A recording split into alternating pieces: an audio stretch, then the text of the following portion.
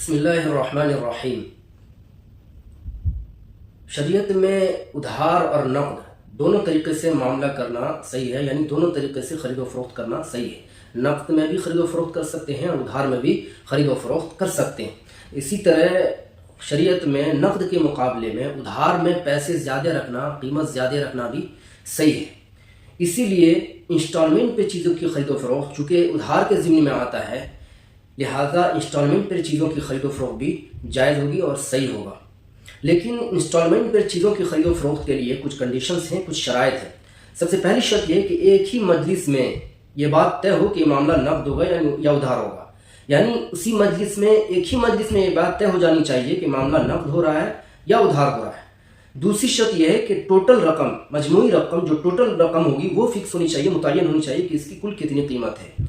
اسی طریقے سے تیسری شرط یہ ہے کہ انسٹالمنٹ کی رقم متعین ہونی چاہیے کہ ہر انسٹالمنٹ پہ کتنے کتنے پیسے پے کرنے ہیں۔ چوتھی شرط یہ ہے کہ تاریخ اور ڈیٹ متعین ہونی چاہیے کہ کس تاریخ کو، کس پیریڈ کو ہمیں انسٹالمنٹ پے کرنے ہیں۔ پانچویں شرط یہ ہے کہ انسٹالمنٹ کی تعداد بھی متعین ہونی چاہیے کہ کل کتنے انسٹالمنٹ میں ہمیں یہ پیسے پے کرنے ہیں۔